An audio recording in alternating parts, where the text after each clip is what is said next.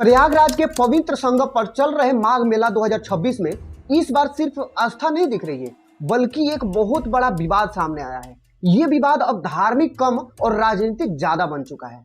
ज्योतिष पीठ के शंकराचार्य स्वामी मुक्तेश्वरानंद सरस्वती मौनी अमावस्या के दिन रोके जाने के बाद धरने पर बैठ गए हैं। एक तरफ मुख्यमंत्री आदित्यनाथ योगी सख्त नजर आ रहे हैं, वहीं दूसरी तरफ अखिलेश यादव खुलकर समर्थन में आए हैं। और इसी बीच डिप्टी सीएम केशव प्रसाद मौर्य का नरम बयान पूरे मामले में नया ट्विस्ट ले आया है।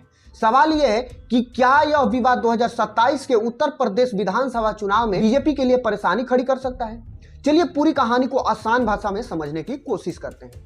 सबसे पहले ये जानने की कोशिश करते हैं कि विवाद शुरू कहां से हुई। दोस्तों, मौनी अमावस्या माघ मेले का सबसे बड़ा स्नान पर्व माना जाता है। इसी दिन शंकराचार्य अभी मुक्तेश्वरानंद अपनी पालकी और रथ यात्रा के साथ संगम की ओर जा रहे थे। मेला प्रशासन ने उसे तट रूट की बजाय दूसरे रास्ते से जाने को कहा। प्रशासन की तरफ से वजह बताई गई कि सुरक्षा, भीड़ और नियंत्रण के साथ साथ मेला का नियम भी है। लेकिन शंकराचार्य के समर्थकों का कहना है कि उन्हें जबरन रोका गया और उनका अपमान किया गया। इसी बात पर माहौल पूरी तरह से गर्मा गया। कुछ देर के लिए तनाव की स्थिति बनी।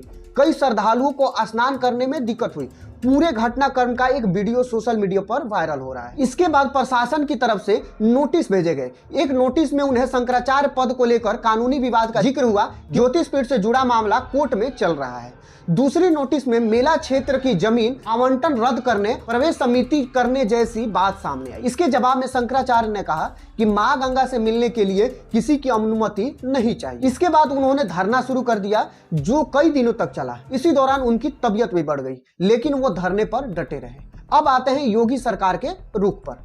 मुख्यमंत्री योगी आदित्यनाथ ने सीधे नाम लिए बिना ही कड़ा बयान दिया है। उन्होंने कहा कि कुछ लोग धर्म की आड़ में अव्यवस्था फैलाने की कोशिश कर रहे हैं और कानून सबके लिए बराबर है। उन्होंने काल नेमी का उदाहरण भी दिया, जिसे विपक्ष ने शंकराचार्य पर तंज के तौर पर देखा। सरकार का साफ कहना है कि माघ मेला नियम सब पर लागू होगा, चाहे आम श्रद्धालु हो या फिर बड़ा संत हो। कोई भी व्यक्ति कानून से ऊपर नहीं है। लेकिन विपक्ष ने इसे सनातन विरोध का मुद्दा बना दिया।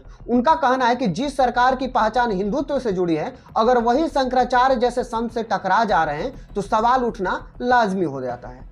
यहाँ एक अहम बात यह भी है कि योगी आदित्यनाथ की छवि बहुत मजबूत हिंदुत्व नेता की है, जिसमें राम मंदिर, काशी विश्वनाथ कॉरिडोर जैसे बड़े प्रोजेक्ट इसी सरकार में हुए हैं। लेकिन अगर संत समाज या ब्राह्मण वर्ग में नाराजगी बढ़ती है तो इसका पूरा असर पूर्वांचल और अवध जैसे इलाकों में दिख सकता है, जहां ज्योतिष पीठ का प्रभाव बहुत ज्यादा माना जाता है। अब बात करते हैं अखिलेश यादव की।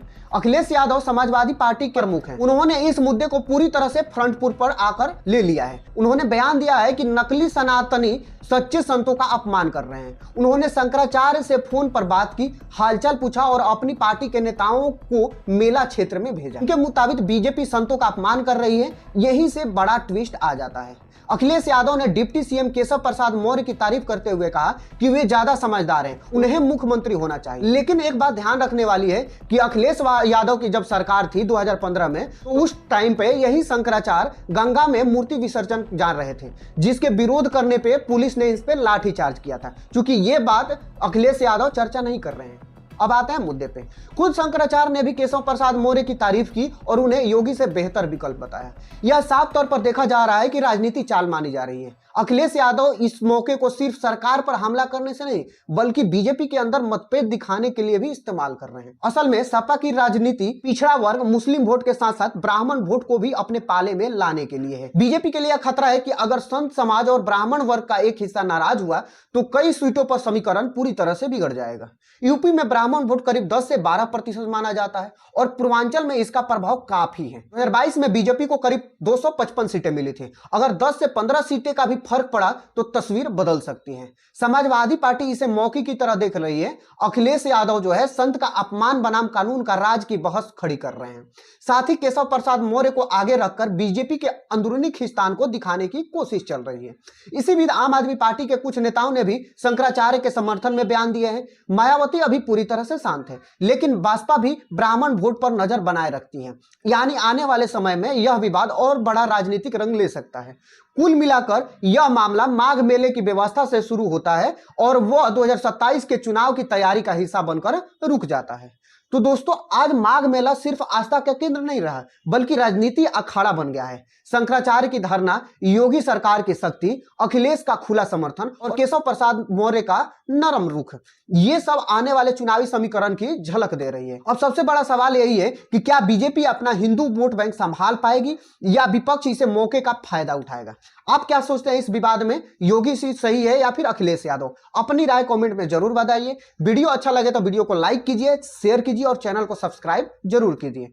मिलते हैं इसी तरह के अगले वीडियो में, तब तक के लिए धन्यवाद।